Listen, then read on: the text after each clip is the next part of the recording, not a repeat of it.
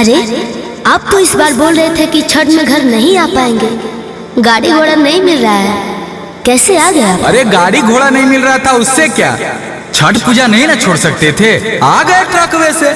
देखो छोटुआ के घर के पास लगा हुआ है। तो इस बार छठ घाट ट्रकवे से चलेंगे? अरे हाँ ठीक है ठीक है।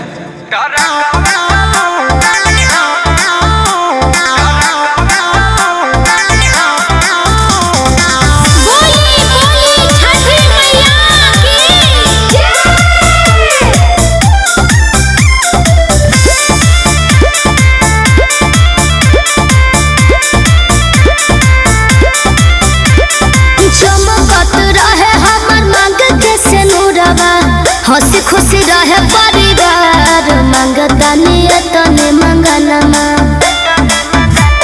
चमकत रहे हमर मांग के सेनुरवा। हंसी खुशी रहे परिवार, मंगता नियतने मंगनमा। पियावा चलावेला ट्रक, छठी मैया रखी हदयनमा। पियावा चलावेला ट्रक, छठी मैया रखी हदयनमा।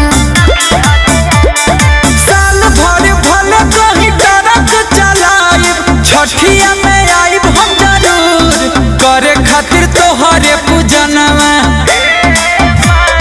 साल भर भले कहीं ट्रक चलाइब, छठिया में आइब हम जरूर, करे खातिर तोहरे पूजनवा। ट्रकवा चलाबा तनी हम, छठी मैया रखी हदयनवा। ट्रकवा चलाबा तनी हम, छठी मैया रखी हदयनवा।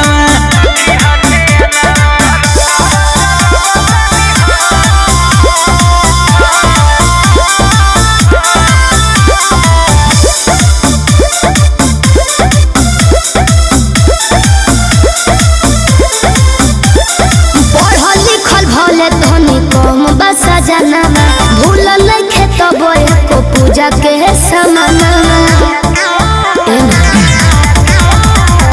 रात दिन जिंदगी मोर कटेला रोड पर, हमरा ले रहिया मैया खड़ा हर मोड़ पर।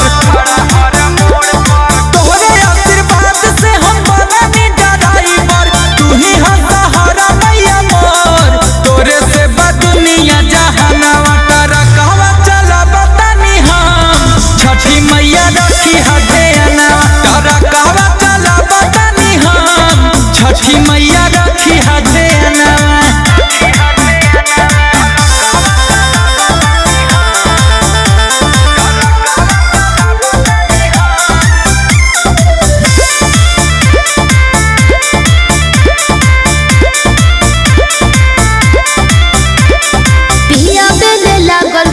हरदम फिक्रिया हरी हलैया दीह कंचन शरीरिया।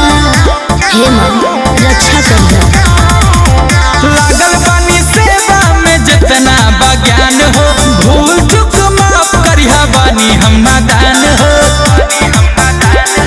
अमनला बेला गुंजन के छठी घटिया, हाथ जोड़ी करे ले